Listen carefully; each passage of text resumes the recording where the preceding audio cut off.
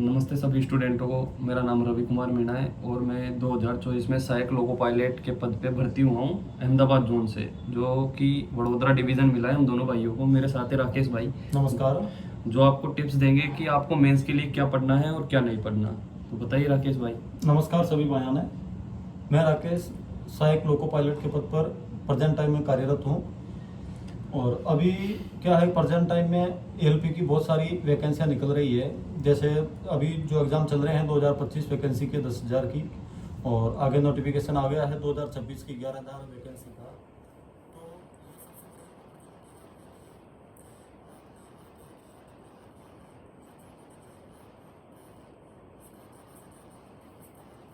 तो सदुपयोग कैसे करें, क्योंकि आईटीआई कम चीज़ नहीं है। अगर उसका सदुपयोग किया जाए तो मतलब बहुत अच्छी पोस्ट हासिल की जा सकती है। और ऐसे तो हज़ारों लाखों लोग करके बैठे हैं।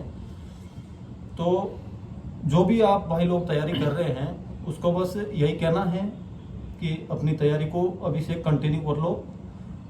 किसी से 1-2 मंथ में किसी से तैयारी नहीं होती है। तैयारी को लंबी रखो, 6 मंथ, 12 मंथ, 2 साल तक। क्योंकि माना कि आप पिछली भर्ती में 1-2 नंबर से पीछे रह गए हो, इसका मतलब ये नहीं है कि आप अगली भर्ती में क्वालिफाई नहीं हो सकते। ऐसे बहुत से लोग हैं जो एक एक आधे नंबर से रह के अगली भर्ती में बहुत अच्छे अंकों के साथ फाइट किया है। तो हमारा यही कहना है, बस जो भी तैयारी करो अच्छे से तैयारी करो। और सबसे बड़ी चीज़ है आपकी तैयारी में कि आपके पास मटेरियल कैसा है पढ़ने का। मटेरियल जैसा भी हो, आपने चुना है, आपने जिस किसी से भी कोचिंग की है या जो भी ऑनलाइन आप कोर्स पढ़ रहे हो, उसको सबसे बड़ी बात है कि उस पर आपको पूर्ण रूप से भरोसा होना चाहिए कि जो चीज़ मैं पढ़ रहा हूँ, श्योर मेरे पेपर में क्वेश्चन जो भी पढ़ेंगे इसी में से पढ़ेंगे।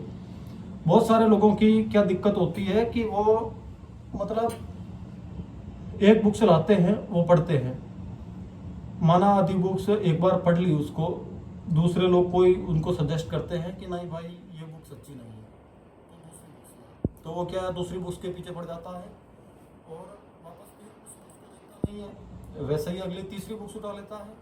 अलग अलग बुक्स उठाने से अच्छा है कि आपके पास मटेरियल है उसी को पढ़ो और उसको बार बार पढ़ो।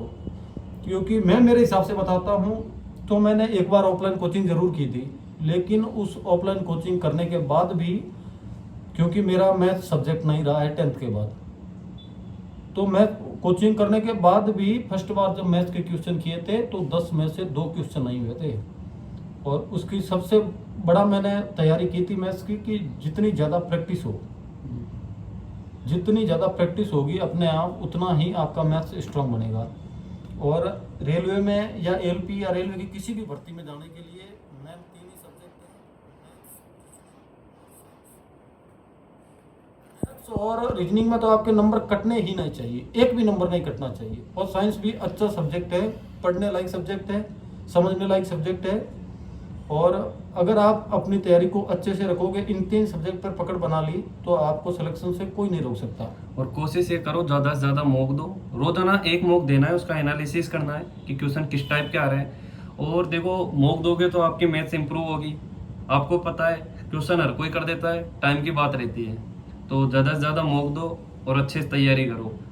और बाकी भाई मेंस वालों के लिए भी बता दो, अभी प्री लग चुका है लड़कों का। हाँ, मेंस का तो यही है कि जिनके मतलब आप देखो, पेपर दे के आने के बाद सबको विश्वास हो जाता है कि मेरा पेपर क्लियर होगा या नहीं होगा। वो बताने की चीज़ अलग होती है, लेकिन उसको अंदर से फील हो जाता है कि हमारा पेपर कैसा हुआ है। और अभी तो आंसर की भी आ गई, तो आपको आइडिया लग गया होगा कि आप कितना क्या स्कोर बन रहा है। जो भी स्कोर बन रहा है 2-2 4-4 नंबर एक्स्ट्रा मान लो, मतलब नॉर्मलाइजेशन के। तो मेरे हिसाब से जो 40+ नंबर है प्रेजेंट टाइम में, किसी भी जोन से हो, 40+ किसी भी कैटेगरी में हो, किसी भी जोन से हो, वो अपनी तैयारी को बरकरार रखे। बिल्कुल। और मेंस के लिए यही चीज़ है कि 100 नंबर का पेपर पड़ेगा, उसमें से 50 तो नहीं, हाँ 50 नंबर की आते हैं मैथ्स और रीजनिंग। उसमें आप ऐसी तैयारी रखो कि आपका एक नंबर भी ना कटे। और उसके बाद जो 50 नंबर की पड़ती है हमारे, वो होती है basic engineering and science. Basic science नहीं होती है, इंजीनियरिंग ड्राइंग और वो होती है वर्कशॉप कैलकुलेशन। तो वर्कशॉप कैलकुलेशन भी एक क्या है कि साइंस का सब्जेक्ट है फिजिक्स का, लेकिन वो मैथ्स की तरह ही है। अगर आप उनको अच्छे से, और उसमें भी 8-9 टॉपिक ही है बिल्कुल, वो भी अच्छे नंबर लाने के लायक है। और मैथ्स रीजनिंग तो हर बंदा कर लेता है, सबसे ज़्यादा आपको तैयारी करनी है वर्कशॉप कैलकुलेशन पे। हाँ, तो कोई दिक्कत नहीं है। आप देखो मेंस की तैयारी करो, अच्छे से पढ़ो, और बाकी हम बताएंगे आपको कैसे क्या पढ़ना है, कोई इशू नहीं है।